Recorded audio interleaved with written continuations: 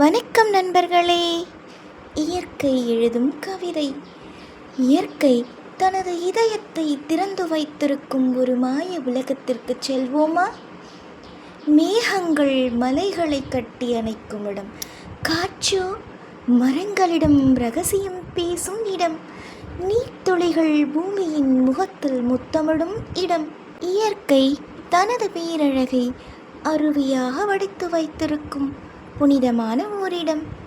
மேற்கு தொடர்ச்சி மலையின் மடியில் பசுமையின் பட்டாடை போர்த்தி கொண்டு மேகங்களின் முத்தமழையில் நனைந்து நிற்கும் இந்த அருவி இயற்கை அன்னையின் அருட்கொடை எனவே சொல்லலாம். தொலைவினில் கேட்டிடும் அதனுடைய பேரொளி அது ஒரு நீர்வீழ்ச்சியின் சத்தம் அல்ல. ஆதி காலம் முதல் இயற்கை பாடி வரும்போர் அகண்ட வேதகானம். வெண்பட்டு விரித்தார் போல் உயரத்திலிருந்து இறங்கும் நீர்த்திரை.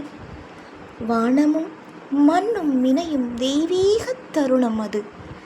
ஒவ்வொரு நீர்த்துளியும் ஒரு முத்தாகவும் ஒவ்வொரு அலையும் ஒரு கவிதையாகவும் தோன்றுகின்றன.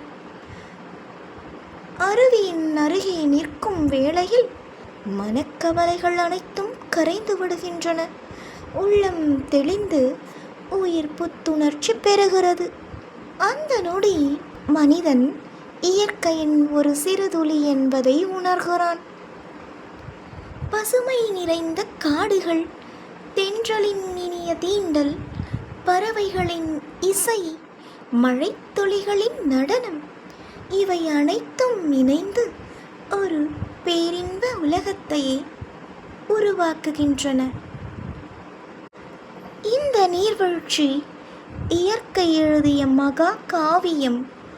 அது பூமியின் நெற்றியில் பதிக்கப்பட்ட மரகத திலகம்.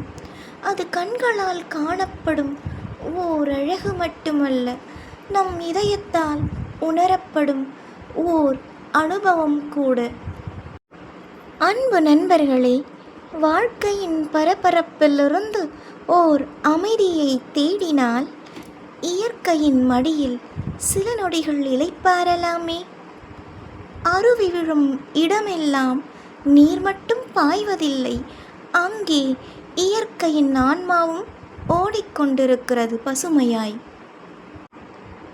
மழை நனைத்த அந்த மலைப்பாதைகள் ஒவ்வொரு திருப்பத்திலும் ஒரு புதிய ஓவியம். பச்சை நிற மரங்கள், பனித்துளி சுமந்த இலைகள், அவற்றின் நடுவே பயணிக்கும் நம்முடைய சிறிய வாழ்க்கை. சில இடங்கள் பார்க்க மட்டுமல்ல, அவற்றை உணரவும் கடமைப்பட்டிருக்கிறோம். இது ஒரு அழகிய பயணம் மட்டும் அல்ல, வாழ்க்கை முழுக்க நினைவில் நிற்கும் ஒரு அழகிய கவிதை. இயற்கை எழுதிய ஒரு அழகிய கவிதை இது. இயற்கையை நேசிப்போம், இன்பமாய் வாழ்வோம். நன்றி.